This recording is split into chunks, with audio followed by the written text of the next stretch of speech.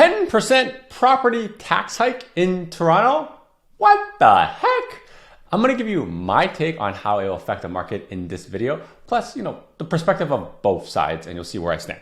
Now, if you are thinking of making a move in 2024 for real estate, whether buying, selling, or investing, and you want to chat about your unique personal situation and what you plan to do, you can book a call with me using the link that's on the screen right here, www.chatwithzen.com. Simply click on the date and a time that works best for you.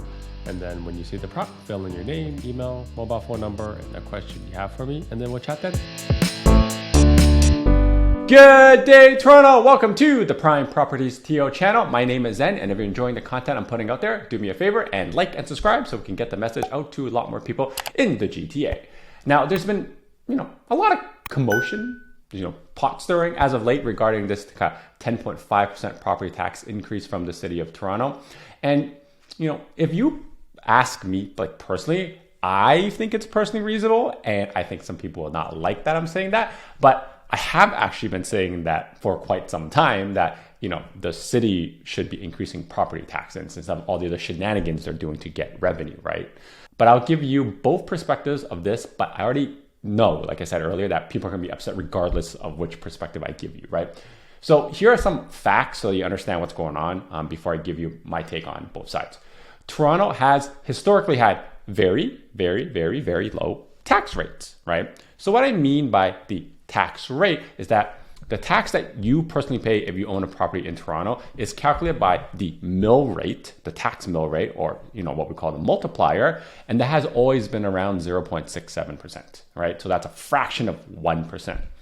And if you look at this chart that I pulled up over here for you, you can see that Toronto is very, very, very, very low compared to a lot of other cities in Ontario, and just slightly above some cities in BC, and just a hair under Markham, right? Now, this red line over here is essentially any properties that are over 1% as a tax rate multiplier, right? So you got your cities in Ontario, such as Brampton, Ottawa, Kitchener, Hamilton, Oshawa, right? Those are around 1%. And you see an outlier here, Windsor being 2%. Now, you may say, oh my God, Windsor prices for taxes must be super high. But there's another component when calculating your property taxes, and that's the assessed value. So there's a company out there, in case you're not familiar, we call it MPAC, which stands for a Municipal Property Assessment Corporation, or Crown. It's one of those, okay? And they're the ones that basically send you the letter every year in Ontario. It's like this blue thing that said, hey, we think the value of the property you own is X. So they take that assessed value by MPAC and they multiply it by the city's tax rate, or the multiplier, and that's how you get the property taxes that you owe each and every single year. Now, here's the thing about MPAC. They come every 4 years. And when I say come, they don't drive to the property. They do an assessment, right? So every 4 years, they kind of just look at the surrounding area to see what it's sold for. And they do have a record of what your home is when it was built. So how many bedrooms, what the lot size is, what the total square footage, et cetera, et cetera. And they use those specs to align it to some of the other stuff that's sold for, and they give you an assessed value. So it's not some dude with a checkboard coming to assess your value looking at your finishes. That's not how it works, okay? But when they assess your value, they phase in what they think it's going to be in the next 4 years. So these reassessments happen every 4 years so that the city can control the tax rate. So the last time that this assessment was supposed to happen in 2020, and pandemic, it actually froze it, right? And you can have a look at these two assessments and you can see what I mean by that. And for anyone who's remembering, it happens every leap year, okay? That's how I remember it. So the assessments I pulled up over here for you, one of them is for a nicer freehold. I would call it slightly above entry because it has multiple bathrooms and an extra half story. And this is in Toronto, and the assessed value was around 1.2 million in 2020, right? And usually, like I said, they assess every 4 years and then they phase it in through the 4 years, and there's an increase, but they didn't phase it in and it froze because of the pandemic, right? So therefore, the property taxes have been frozen for 4 years before we reassess this year, right? So that's why the property taxes, haven't gone up in 4 years. See what I mean? Now this one, same thing. This is a 1-bedroom condo I just pulled up, and it's fine, right? It's a 500,000. You can see it froze. Now, here's the fun fact. A lot of clients, when they get their MPAC reports, especially first-time homebuyers, they're like, Zen, why is this so low? I paid X for it. And I'm always like, look, this is probably a good thing that the city thinks it's worth less than what you paid for it, because the market value and the MPAC assessed value is different. the lower the assessed value, the lower your taxes, right? So there's actually a good thing that MPAC is assessing it lower and has nothing to do with the market value. So knowing all of this, there's essentially two ways the city of Toronto could have increased the taxes anyways in 2024.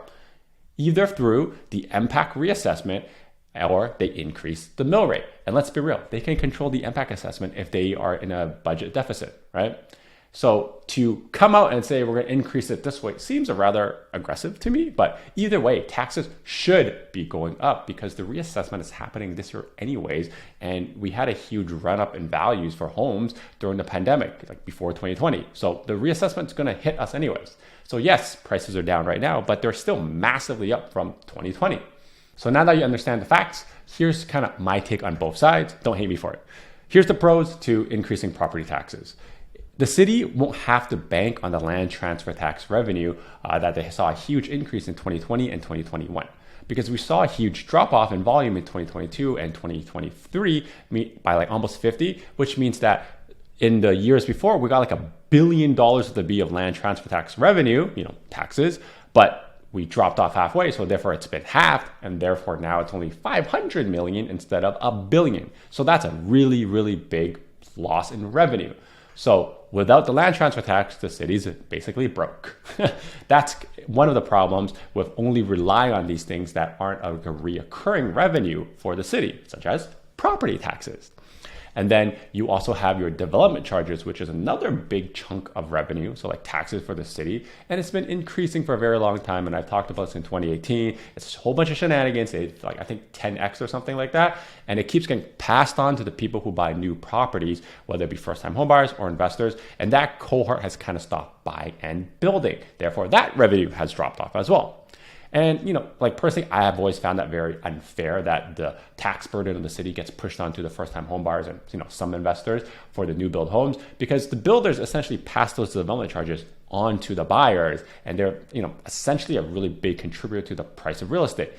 Development charges make up anywhere between like 20 to 30% of the total cost of the unit. So if it's like $1,000 a square foot, or that means like about $300 a foot, or like is made up of taxes, right? And that gets passed on to the end user, which is unfair because the end users who are buying, are subsidizing the property owners of Toronto because the property taxes are so low. So when you think about it, the people who actually already own property and they pay such a low property tax, who have essentially benefited the most from values appreciating, haven't paid much taxes on it, and most of the tax burden gets pushed onto the new buyers, right? Who have land transfer tax and potentially development charges if it's new property. So I have personally always been saying, rather than constantly increasing development charges and having appreciation for the end user, let's just pass it on to the property owners because they should pay their share, right? So if homeowners in Toronto, like myself included, are benefiting from paying lower property taxes, and look, I know this is going to be a very unfair opinion of some things and also unpopular probably at the same time, but I really think we should be paying higher property taxes and not have that burden on the people who are buying and trying to get into the city, right? Because we live in the city as well and we enjoy the benefits of these things without paying higher taxes.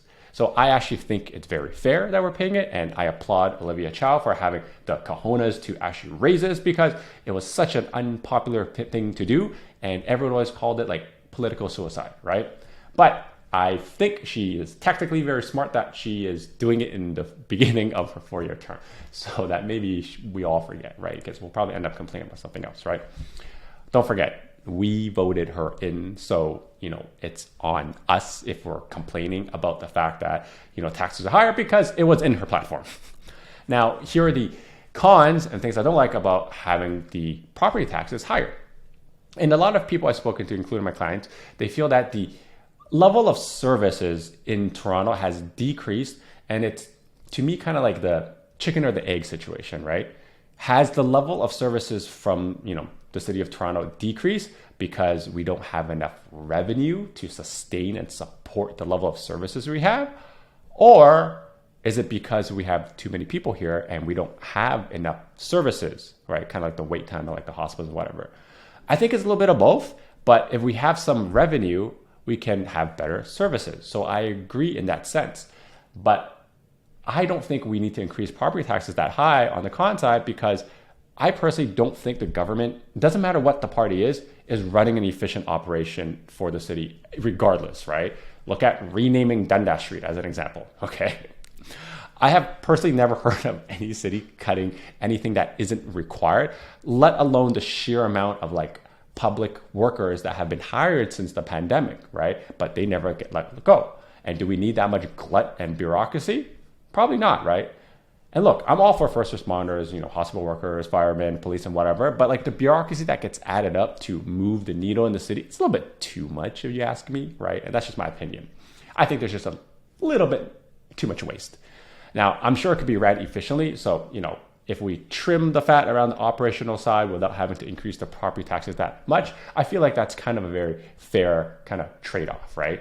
So operate it more efficiently and don't raise the taxes as much. Can we do that? Absolutely. But are we going to do it? Let's be real. No. Also, let's just call a spade. Like the 10% property tax increase on, call it a one bedroom right now is going to what? Set the owner back $300 a year or $25 a month. And what's going to happen? The homeowner is going to suck it up. That's it, and pay it. It's going to be something we complain about, but it's going to get paid. Now, are there going to be some people who are absolutely pissed off and they say, I'm going to sell? Well, I rather think that's kind of aggressive an approach, but you be you. I just don't think it's, this property tax is going to move the market in any way and people are going to upset, right? But, to each their own. Now, on the freehold side, right, based on the assessment I showed you earlier, if property taxes go up 10%, that's what, $800 a year, right? Which is, again, on the higher end of the semi side. And $800 a year or $66 a month is personally someone who owns a $1.2 million property, probably tolerable. Does it suck that, it gets added on because of all the inflation? Yeah, it does. But is it going to break anybody?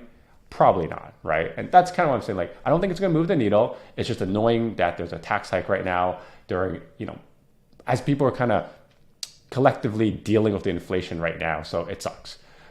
Now, the other thing I'll mention is, do I think investors will use this as a reason to pass on the kind of taxes via a rent increase? Absolutely, I think so. But as homeowners, I think they'll just suck it up and pay it. And it's going to suck, but in a few years, hopefully the grand plan is that we'll have more housing, more affordable housing, so that it's better for the city and the city becomes a better place to live. Fingers crossed, right? I have no idea if that's going to happen, but I'm just an optimist and hopefully, the justification for the property tax right now is going to be good. The last thing before I sign off is, this isn't just a Toronto thing, even though, again, Toronto is the center of the earth. I've talked about many times before, a lot of cities in Ontario are actually increasing their property taxes because of Bill 23 from Ontario. Markham proposed doubling their property taxes, or like 100% increase almost by 2026, right? So it's not just Toronto. Anyways, I hope this gives you a better understanding of what's happening with the property taxes. Yes, I know it sucks, especially if you have multiple properties and condos in Toronto, but you know what? I think it's fine. We just suck it up, deal with it, and move on. And if you're looking for some help on how to navigate this real estate market, you can book a call with me using the link right here. It's www.chatwithzen.com. Until next time, your move, your future. See ya! Now that you're done watching this one, how about this one? Or this one? You know what? Just watch them both.